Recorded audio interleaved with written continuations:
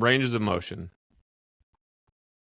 We've talked about this one before, and I don't think that there is, I mean, there may be things that are just as, but I don't think that there are things that are more, like inflammatory in the world of health or fitness than talking about ranges of motion. So what we should do first is define what a range of motion is when talking about the human body.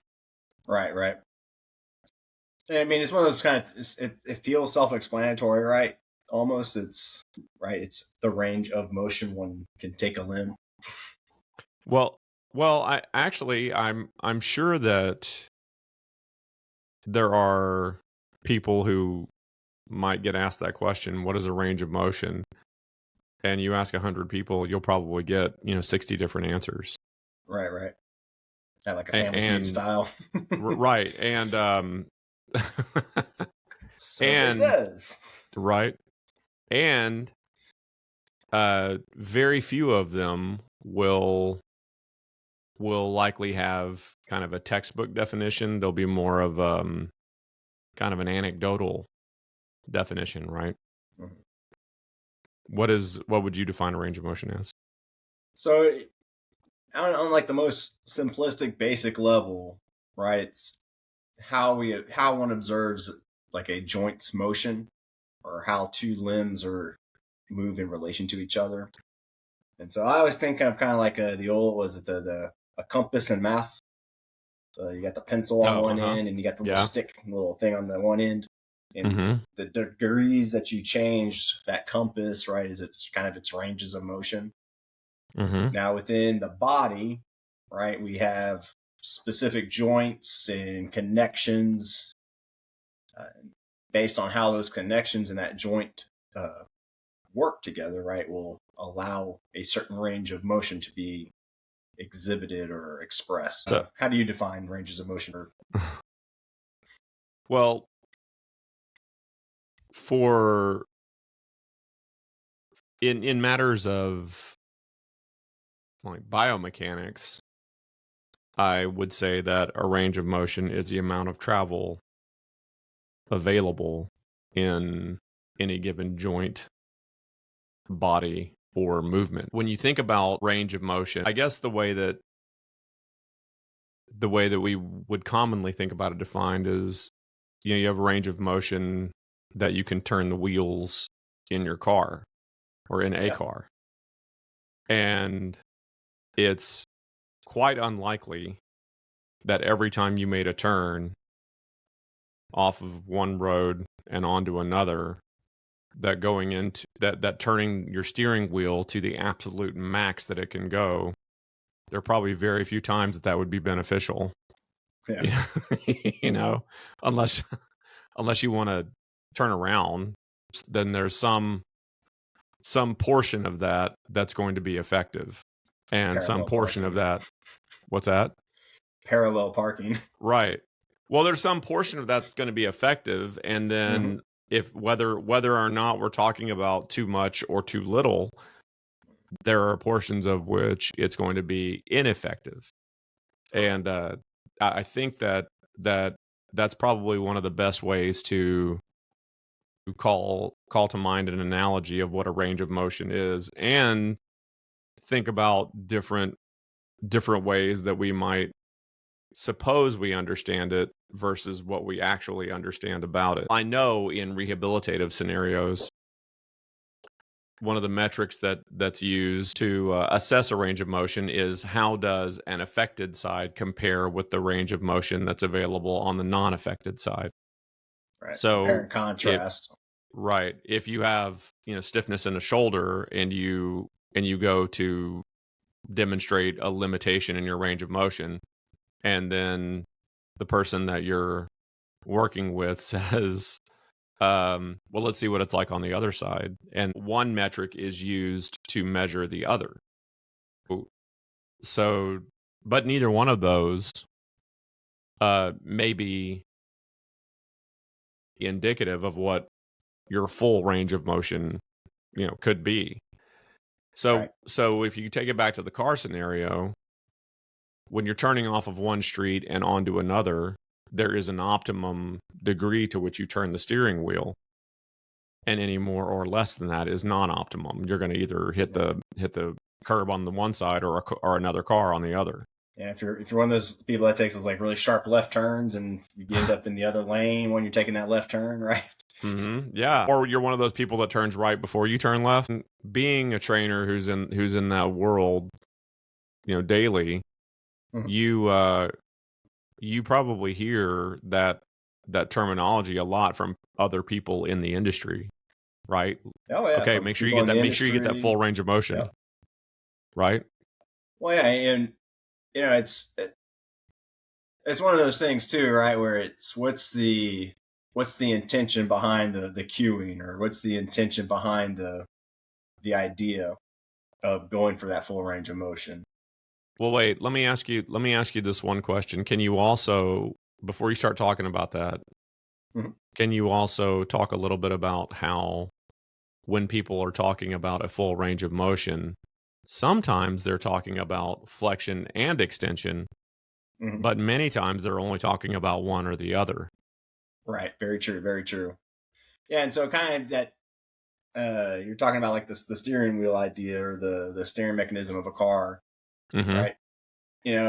It's that same idea where if you're going for a full range of motion of your steering wheel, right, then you're going to turn that thing until it goes clink, clink, and you can't turn it anymore. And you feel the power steering Right. kind of fighting you. And then if that's how you were driving every time you drove, kind of what you were alluding to, right? Either you're going to be creeping around turns, or you're going to be flying through turns to try, or however that works out to actually make that physics work. No Now, matter which one of those you employ, it'll be a short trip. very true. Very Yeah. true. I just keep thinking of like someone doing like a J turn. Like growing up, I was watching Discovery Channel, and there was like one of these things about being a Secret Service person and the training they have to do. And if you're not familiar with a J turn, like they're just hauling ass in an armored limousine straight on, and the next thing you know, that thing just whips the tail around. And in that case, they're using a full range of motion of the steering mechanisms. On older cars, that used to be something that you could really like get into. You're driving along and you yank up on that lever and the emergency brake kicks in, and so you do that J turn, and then you pop that emergency brake. Now in a modern car, you're hauling ass, and you're hauling ass, and you reach down for the little button, and then like you pull up on that little button, and then you hear that noise, while the brake engages. Anyway, yeah. So taking it back into fitness, just I find a concrete example to kind of talk around. Thinking of something like a row is typically where I feel like I used to hear and see a lot of this. I mean, any exercise, it can be seen or observed someone cueing or instructing it into going for full ranges. But for argument's sake, we'll go into a seated row. So in your mind's eye, just think you're sitting, maybe with your feet kind of in front of you. There's a pulley or handlebar out in front that you reach out to grab. And the row mechanic is this idea of pulling towards us. And so the typical idea is we're trying to create or travel the greatest distance of point A to point B. And that's typically how I think a lot of people think of ranges of motion, or especially trying to get their full ranges of motion. And there's a lot of caveats into this, right? Like, well, what is the beginning point? Where does A start and where does B end? That's, I think, a little bit of the nuance of that we're going to get into. So again, taking it back into that idea of full range of motion, kind of what I have seen commonly, and even what I've kind of in my early years would kind of coach, and as how I used to understand ranges of motion, right? Is we wanted this idea of taking it to another analogy is a hydraulic piston, right? So if you've ever seen heavy road machinery, like some big scoopers or a screen door that opens or closes. Yep. Right. If any one of those cylinders, the shiny piece, is left exposed for duration, the next time it tries to cycle, there could be rust and dirt and other things on there that doesn't allow that cylinder to go anymore. So the idea on these is, right, you'll always notice is they always want them to be completely encapsulated within the larger cylinders, so that way the shiny piece is always getting coated and protected.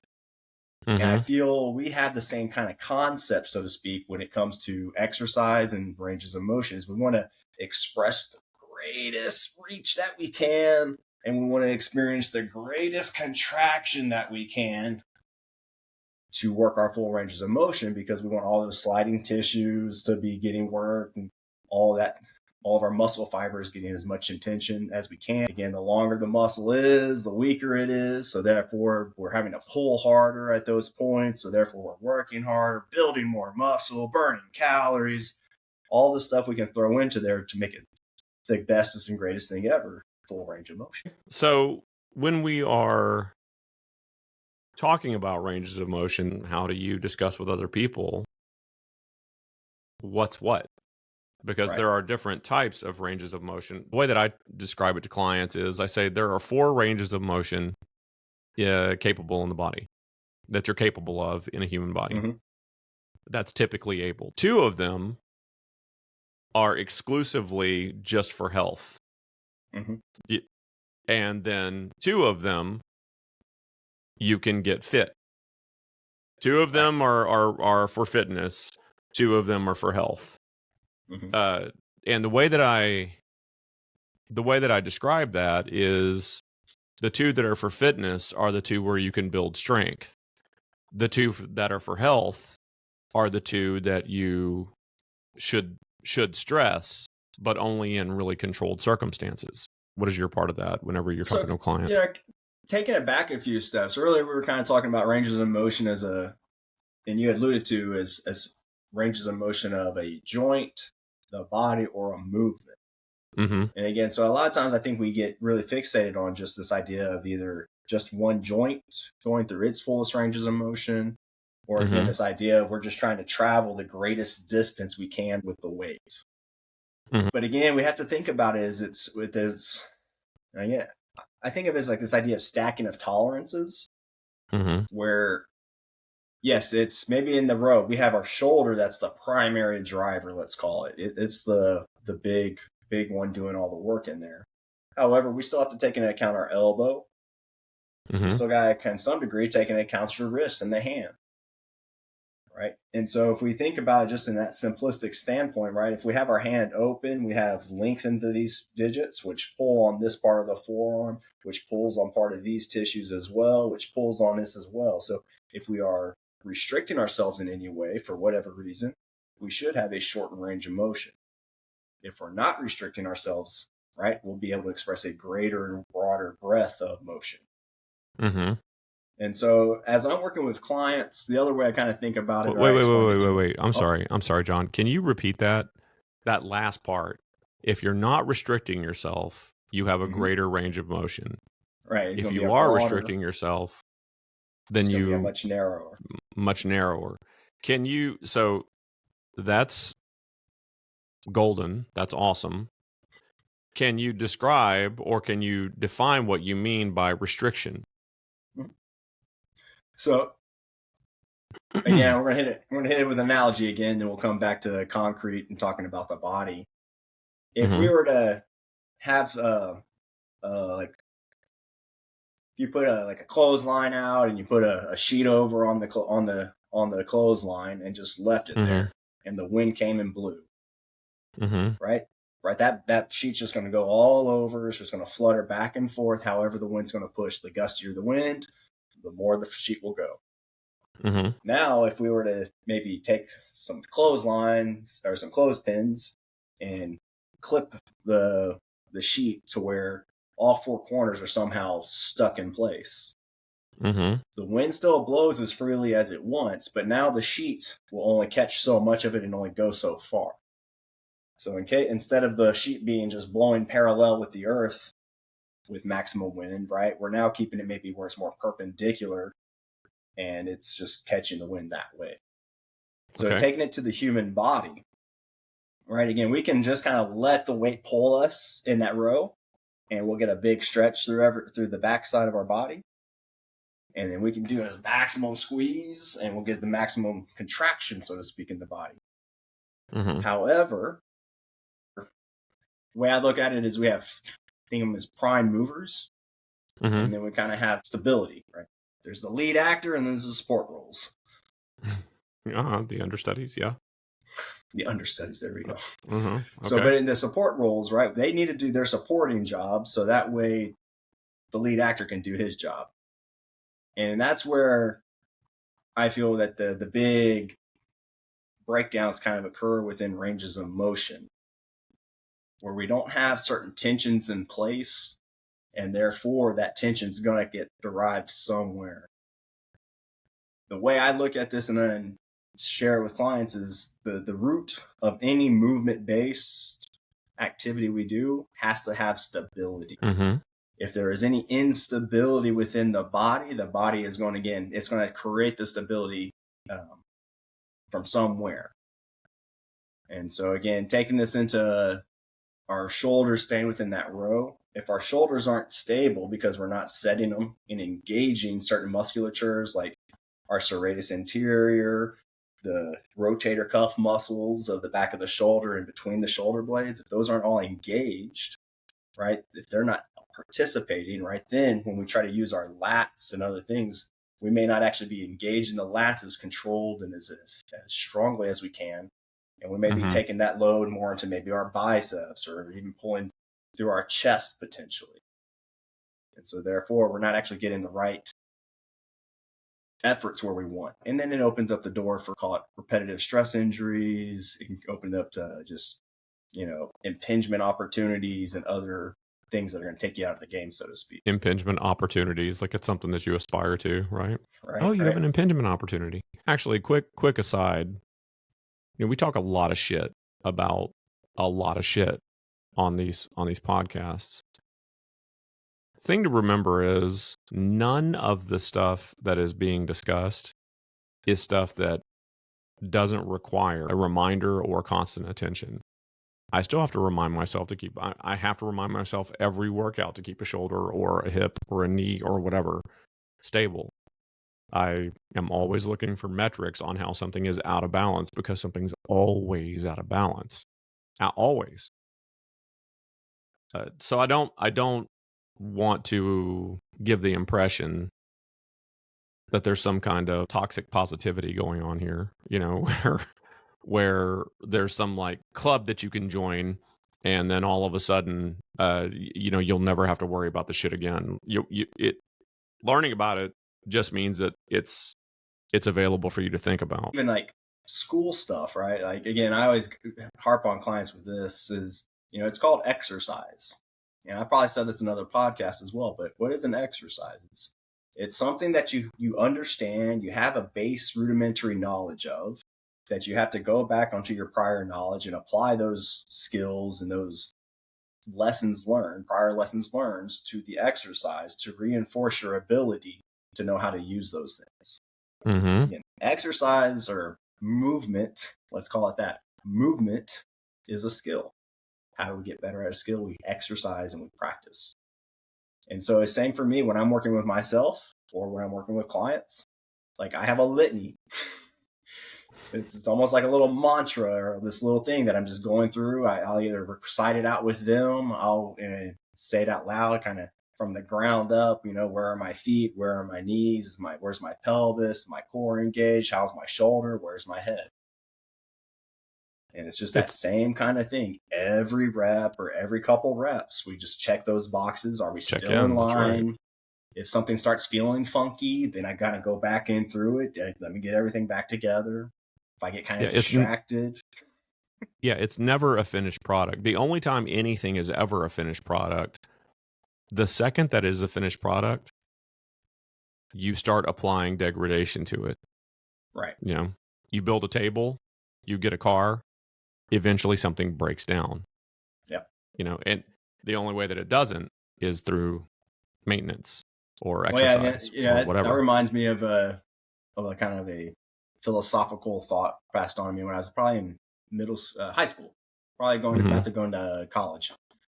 And the statement what the guy said was, there is no static, or there is no stuck in place. You're either growing or you're dying. You're either growing or you're decaying. Right? There is just never neutral. Yeah, ever. It's never a finished product. The needle So is when I'm either talking, moving forward or backwards.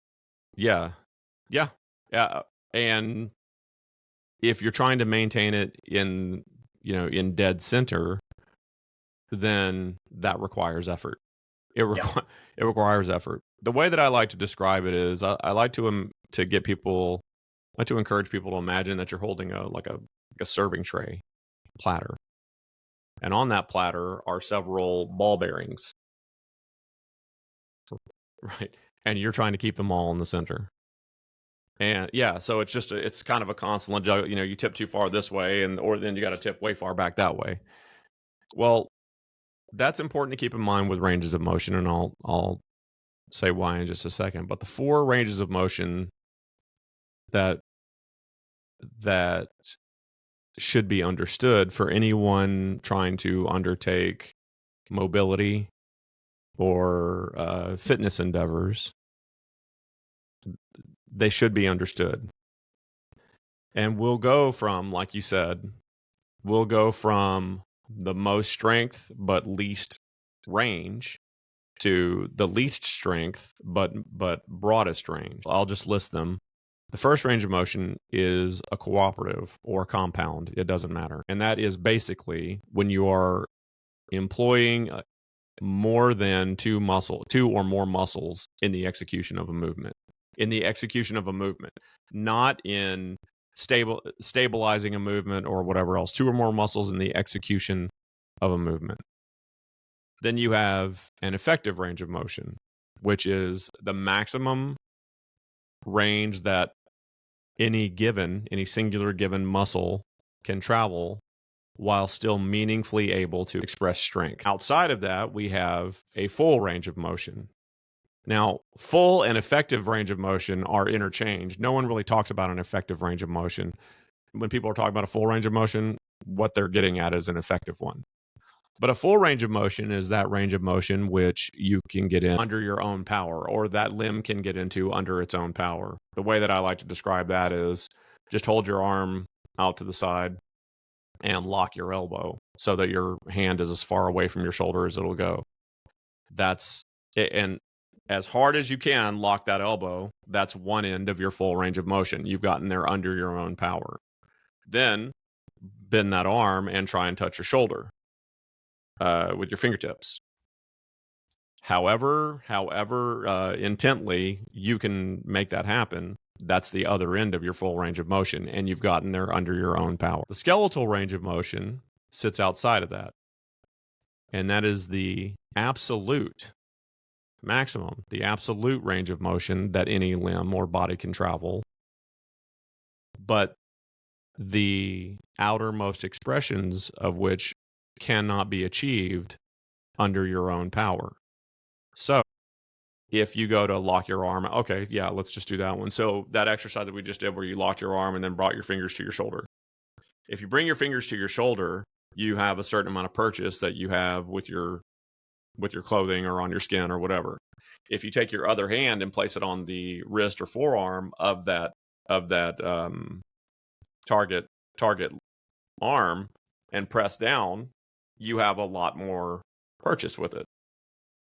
You can grab a lot more of your shoulder. Well, you can't get there under your own power, but you can get there. It had to be externally motivated.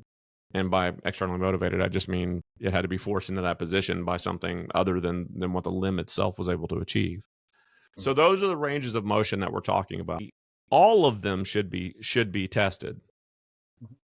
How your muscles work in conjunction with other muscles, for instance, is why you do different kinds of exercise. When you're going to work your bicep, for instance, and someone says, "Oh no, this exercise hits this specific area of the bicep, and this exercise hits another area of the bicep." More accurate, that may be slightly true, but more accurately, you are changing how that bicep works in conjunction with the muscles that stabilize the arm or help produce the movement. When you're working an effective range of motion, you might use muscles to stabilize a certain limb, but there's really only one primary mover that's causing the the motion to happen. When you're working into your full range of motion, that's the absolute ends that you can travel under your own power. But you can't meaningfully express strength. And since you can't meaningfully express strength, you really have a very limited, and I mean very limited, amount of growth potential in those ends. When you're talking about your skeletal range of motion, what some people refer to as full, the reason why that's dangerous to think of in an exercise setting is because since you can't get there under your own power, you can't get out of it without adaptation or inviting the potential for injury, which is why you should stress those things. Sure. Like there's no problem. That exercise where you're locking out your elbow and then bringing your hand into your shoulder, you should stress that skeletal range of motion by gently pressing on that wrist with the other hand. But you need to be able to immediately mitigate that effort and just let it go. No, like using some dumbbells to stretch your chest, and then you have to move your arms at all in order to drop the dumbbells. Right. Or going into some kind of a push-up where you have to take your knees down and then you can push up out of it. That's not immediately mitigating. Right. So I'm harping on that one because people confuse it a lot. As you describe these, it's making me think of kind of a common way I feel people hurt themselves. Yeah. And it's not necessarily in the gym. I mean, it'll happen in the gym as well. But the example that I'm thinking of is imagine yourself in the front seat of a car and there's something in the back seat that you want to pick up and bring to the front seat. Mm-hmm. Whether it's a bag or anything, whatever it is, right? We reach back behind us, right? And we're going to reach. And so we're really challenging kind of our full range of motion to get to the item. Once we kind of loop our fingers on like the handles bag or the strap, and we just start kind of just lifting into it. Well, now that weight starts kind of overstretching our arm as well, kind of pushing us into that skeletal range of motion. Mm-hmm. And then we're like, well, I need this thing up here. It's too heavy for me right like this. And so what ends up happening, we do some weird contortion or rotation. Instead of maybe picking it up, it's this weird kind of like drag. And then we can kind of get in and then lift it up and over. And a lot of times we'll get a pop or an owie. Yeah.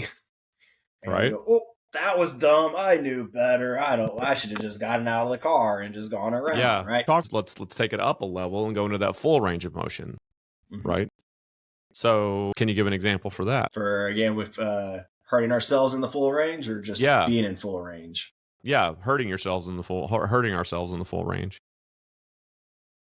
Well, so I guess in that I'm kind of trying to think about this. Go ahead. Okay. So for instance, one of the things that people are really intent with, and I like to use this example just because the mechanics are simple, but like, let's say you go into a bicep curl and you go grab a couple of dumbbells or you grab you grab a barbell. It doesn't matter what, if it's like the twisty curly one or whatever, it doesn't fucking easy matter. Curls. So don't, easy curl. Don't anybody fucking come for me. It doesn't matter. For the purposes of this example, you can hate all you want, leave all the comments that you want. I hear you. I respect you. Feel free. However, when you go to grab, let's say, a dumbbell, and at some portion of the lift, you know that you can lift that. So you go grab a 30-pound dumbbell, and you know that once you get it to this point, you won't have a problem with it. And so you employ these swinging efforts or these, whatever other adaptation or compensation that you're going to employ. Cheat reps. Right. Little cheat rep. Or you dip a shoulder forward or whatever. Right. And all of those things are actually okay.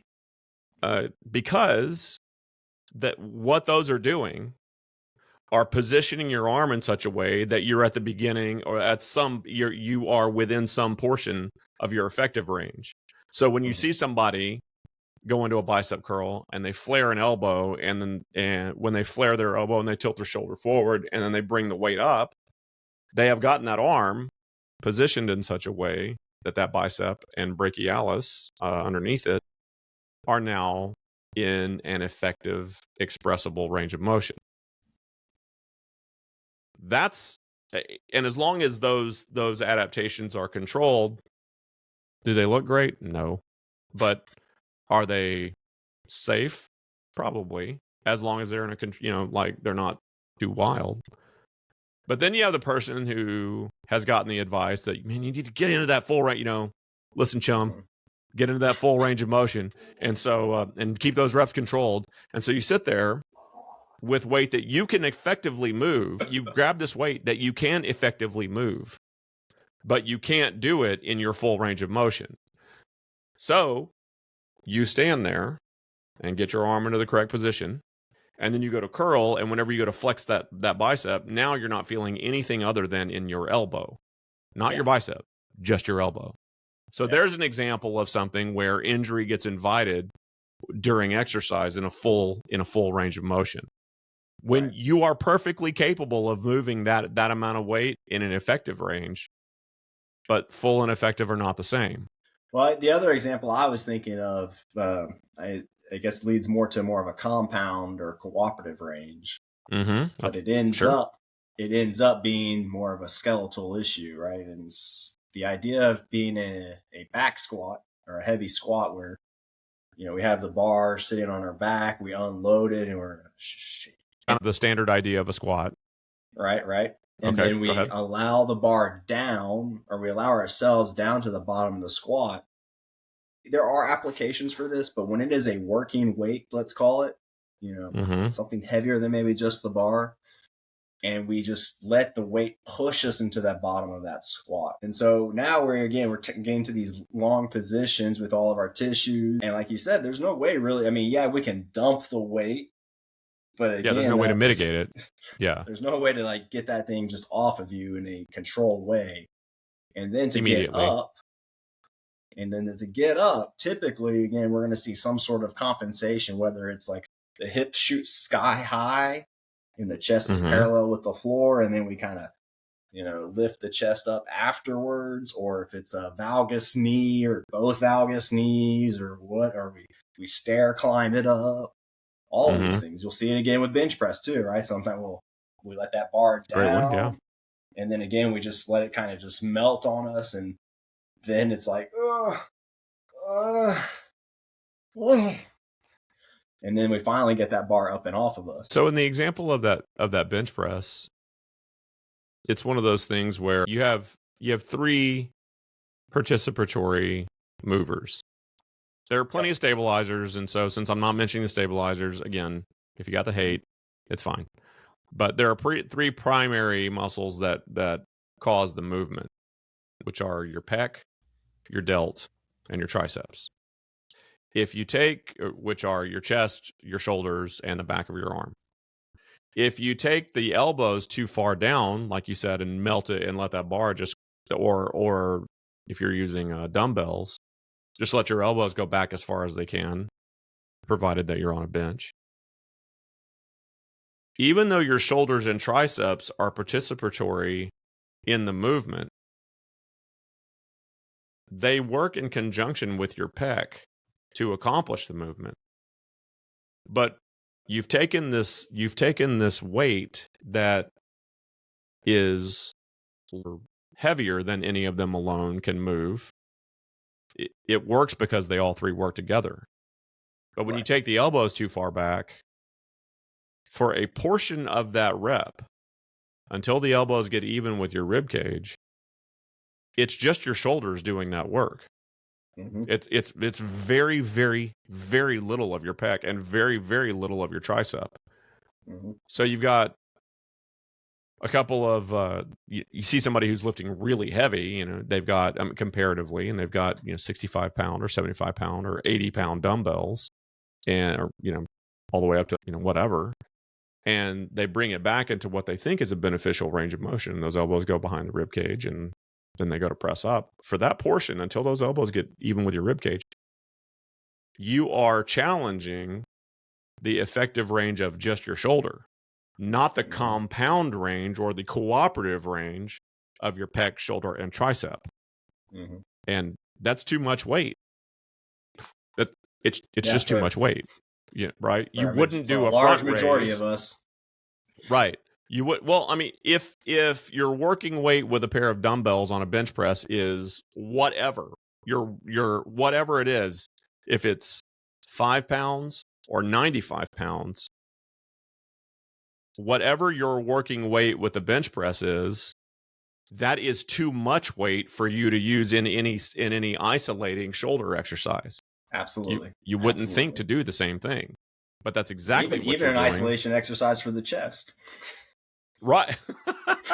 Right. Ain't nobody with 85-pound chest press going to be doing 85 chest flies.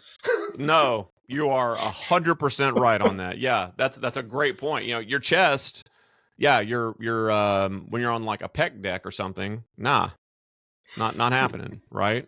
All right. Yeah, I think that covers the types of ranges of motion that we observe, or how you and I observe ranges of motion and how we instruct our clients. The way to translate that commonly, you know, just so that it's easy to remember, is that a cooperative range of motion challenges a couple or several muscles.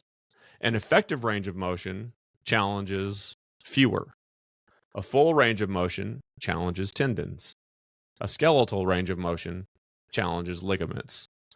Okay. In every case, from cooperative all the way back to skeletal, the agony that you feel when performing the movement, or the stress that you feel when you're performing the movement, goes from very broad across several muscles in a cooperative range of motion to more focused across a single muscle in an effective range of motion, to the ends of the muscle in a full range of motion, and in between the bones in a skeletal range of motion. Yes. So that's a great way to just keep it front and center, because if you're going into, for instance, a cooperative range of motion, but you're feeling it only in your skeleton, like in the space between your bones, something's out of whack and needs to be reassessed. Yes. So the kind of the thing I'll be sharing with clients, because again, most of what we work with my clients are going to be cooperative and effective ranges.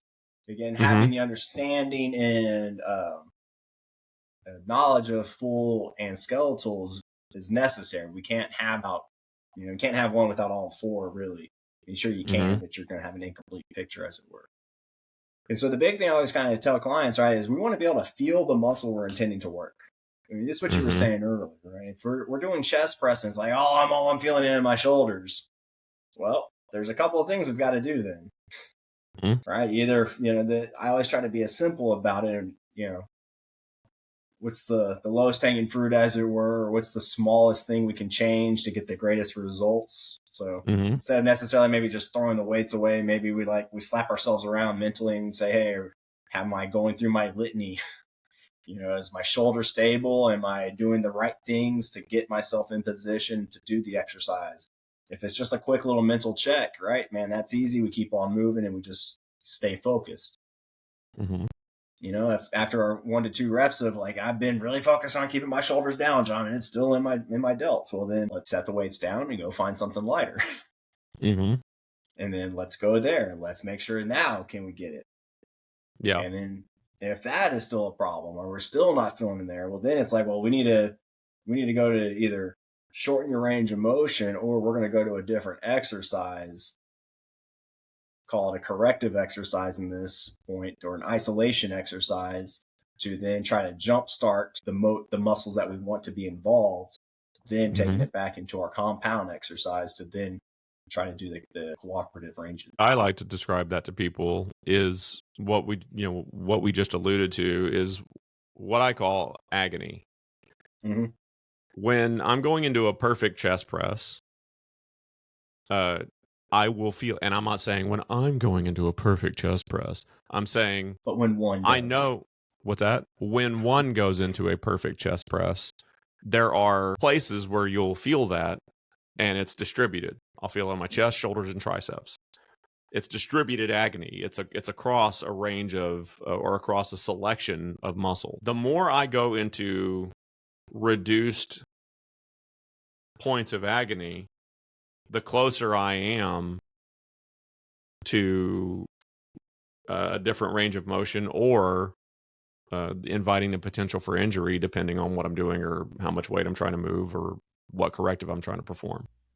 Right. So going from distributed agony across several muscles to distributed agony across a single muscle to what I call local agony, which is at points in a muscle, so usually near the joints, or acute.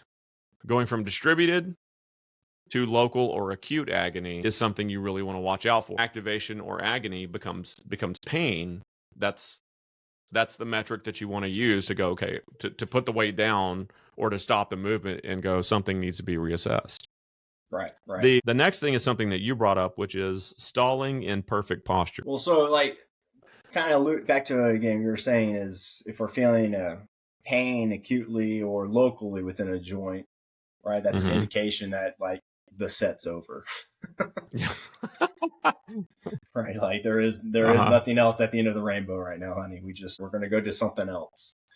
So if we're working, we're truly putting in the effort and we have our everything in the right places, as it were, as far as keeping our shoulder stable, core engaged. We've been feeling the distributed agony, and then it's like we're just pushing into a brick wall. And as hard as we're pushing, like there is no more movement. That is the point of, yes, try to grind it out. But that's where someone like a spotter comes into play. Right. If you've ever had a spotter come help you on a stalled lift, it is crazy how little they have to actually lift the weight for you to keep it going. However, don't touch that fucking bar. I want right. Yeah. Right. Yeah. I didn't even lift it. I wasn't touching it. Yeah. But there is that again, that it's just you're at that cusp of the strength for that global agony. And so we can give you that you just need a couple of ounces of support through that range, and then you're able to complete the lift. You go back into it, right? Like you're done. Like you can't. Unless you're, again, depending on your workout program and what your specific goals are. But that's where things like drop sets come into play. We'll talk more about those kind of things later on in the game. But what's happening, right, is a drop set. And the simplest form is you go to a point of failure with a specific weight. And then you take weight off. So that way you're able to continue, right? And you continue in the same places. The global agony. And and then you can keep doing that to a point until your workout's done or your set's done, depending on how your workout's designed. But you don't just, because I saw a video of online the other day, and it was this, he looked about my size, some guy about 150, 160, and they had him, it was a video. The original video was like a coach bragging about how he failed at like deadlifting, let's call it 150 or 185 pounds. And then they slapped on another 50 pounds and asked the guy to lift it.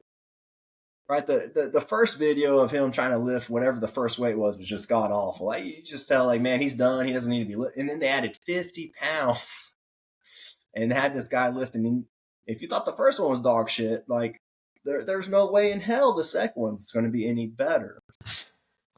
And again, I know there's different protocols and different ways of playing some of these games where, you put a heavier load on your body to stimulate. Go ahead. I need to ask, how old was this kid? He looked like he was probably in his 20s or 30s. So it was okay. So it wasn't a child. It wasn't like a 16 or an 18-year-old, but it was an adult. But it's still, his trainers looked like they were probably in their 40s or 50s, and he was looking like he had a lot of life left ahead of him, presumably. Oh yes. Just not a whole lot of until he shit his spine out. Yeah, exactly. All right, go ahead. Again, there are some protocols, and I get it, where like, if you're really like powerlifting or trying to max out lifts, where, you got to know what 315 feels like on your back, but you don't got to know what 315 feels like at the bottom of your squat. That's a good point. Okay. Right. Or again, if you're wanting to, if you're wanting to get a heavy chest press, right? There's nothing wrong with having a lockout with someone supporting you at like 225 and you just hold the lockout. But it's not necessarily you bring it down and then like, you can't do it. It's just you're trying to get your central, again, we can get into this later, but it's priming the central nervous system and things of that nature. But that is a Mm-hmm. very different protocol. That is a very different practice than you're gassed, you have shit form, your technique's gone. Let's put more weight on it and do it again. Yeah. Yeah, we'll put more weight on it until you get it right. Yeah. Okay, Punishments will so continue until morale right improves. until you can do it. So Increase what is stress until you get it right. In high school and in football, we had these things called 240s. So it was from the end of, from the basically the field goal post to field goal post, down and back for X amount of seconds. And you know, yes, I get it as high schoolers, right? Like we're gonna try to dog when we can, but I always laughed to myself, or not really laughed at myself, but it was just like cursing to the coaches, like I already ran this as hard as I can, and you're gonna make me do this shit again, even though I like already missed it, and then you're gonna bitch at me again for. It's that kind of mentality, right? Like if you can't do it already, like when you're fresh, like there's a little bit of a gap there. But anyways, it's kind of like taking expired milk out of the refrigerator, you know, or something expired out of the refrigerator. Go, I'll put it back in here, and maybe tomorrow it'll be fresh. Right. You know, it's fucking insane. So the next thing is something that we already addressed, but these are things to look out for, right? Like we're talking about, if you discover that how to apply awareness of ranges of motion, if you find that it's going from distributed to local, if you find that you can't maintain proper posture in the movement, what's a metric that you can use for that? Well, we talked about that earlier too, which is you know that you are entering into the potential for injury by either recruiting a range of motion that your target isn't accomplishing, or what is now moving it can't accomplish when you go into an adaptation. So an adaptation is another word for compensation. So those yanking curls that we talked about, that's an adaptation or a compensation. Sorry, which, earlier, like I said, when you were describing this, it was just like when you enter the danger zone. Like Archer. Yes. Or are you going Archer, or are you going purist and actually channeling Kenny Loggins? No. Okay. Archer all the way, baby. Yeah. Like your shirt, I'm pretty sure that's just a darker shade of black. I know you have a black shirt, but I'm pretty sure that's a darker shade of black. What? You missed that episode. Yeah, you're right. He goes and buys 10 turtlenecks. And they're like, why did you get 10 turtlenecks all the same color, Archer? Well, these are 5 black ones, and these are 5 black ones in a darker shade of black. Well, I didn't see that one. Anyways. I just happen to know that reference about the danger zone. But yes, the danger zone. Right. And so, like you said, you will know it if you're paying attention. Right. Again, because if you watch any lifter, like a competent lifter or someone who's proficient in their lifts, again, it's like a ballerina at the New York Met, or like they will be very graceful. They're very fluid. Even when they're struggling, it's still like it's a struggle under grace. Yeah. when it's the point of compensation, right? That's again where we're like, just like the word senses, like you are using something else to make up for your deficiency. And right. So or your fatigue or whatever. Yeah. And so it could be, again, like the valgus knee, the knock knee coming in, or again, the stair climbing kind of stuff, whether it's be a squat or a bench press, weird little twist or unintentional jerks or however it is. And the better one can be at identifying and eliminating those bleed outs of energy, one, you actually might be able to complete the lift. There is that very real possibility. 2, you're just going to keep yourself safer and just learn your boundaries better. And that again is huge. And understand that there are only 2 of those ranges of motion where fitness happens. Yeah. The other 2 you challenge for health, but not fitness. Yeah. We're gonna get a lot of hate for this, and that's okay. That's okay. Because like I said, for health. But for instance, when you go into a yoga class, they'll tell you to go into a seated split. Just take your feet as far apart from each other as they'll go. and then you lean forward, and you're supporting your weight on your hands as you're leaning forward. It's a very gentle kind of progression. That's good for your joints. It's good for your tendons, and you can immediately mitigate it by pressing away from that with your hands. That is not getting you more fit. It might be getting you more healthier, because you have more mobility, you have more stressed, flexibility, and more passive flexibility, but also stressed and therefore healthy joints. But that is not getting you any stronger. It never will. And tendons are shock absorbers, is how I always refer them, right? Like they are not tendons there are shock to, absorbers. They are the last resort to keep your shit together. Yeah. And it's what pulls on your bones to bring whatever closer to whatever else. Or it's kind of like an eye bolt, right? Like if we can take it to a mechanical concept, right? If you have a winch or a hoist of some sort, right? Mm-hmm. It's the hoist that does the lifting. The hoist is your muscle. It's the eye bolt or the strap that's connected to whatever you're moving. That's your tendon and ligament, right? Like yeah, that's fair. The thing to keep in mind, though, is like we're saying, realize that there are only two of those ranges of motion that you can get more fit in. You can only increase strength or capability in two of those ranges: your cooperative and your effective. Mm-hmm. You cannot increase your strength to any meaningful degree in your full range of motion, and you are never going to increase strength in your skeletal range of motion. It will never happen, ever. Right. So when you go into classes or you go into workouts, quote unquote workouts, and you say something like, if it's a class that challenges only your full range of motion or your skeletal range of motion, it sounds funny, but it's not getting you any more fit than a massage. Right. Both of those movements are good for your tendon and ligament health, but they are not getting you more fit, right? A relaxing massage is great for your overall state of being, but it's not getting you any more fit. It's just like saying, someone going, "Oh, where are you going?" "I'm going to work out." "Why are you at the spa?" Right? Like you're walking out in a with a sheet wrapped around you, about to go into this room and get your your treatments, mm-hmm. and then saying that that's your workout. It's not. I'm not shitting on it as being like something to do with your health. Absolutely, sure. But it's not getting you fit. And it's when you mistake one for the other, mm-hmm. that injury and therefore confusion and anger and all that other stuff result. So keep those things at the forefront while you're committing to whatever, and commit to them mindfully. And last thing I'll put on this. Go ahead. I was going to say one last thing I'll put on this, right?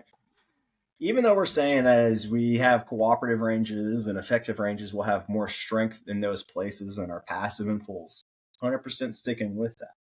But mm-hmm. as you start adopting these practices and start challenging yourself with these postures, let's call it, these engagements of stability, mm-hmm. you will probably be weaker than what you're used to.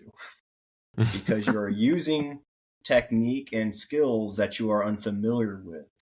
Keep in mind, like the 35-pound dumbbell, your arms don't know what the hell that is. Like they're not going to be like, "Oh, well, we were grabbing the 35 last time and it was so hard," right? Like, no, like go get the 15. You will still be able to. That's a great point. Yeah.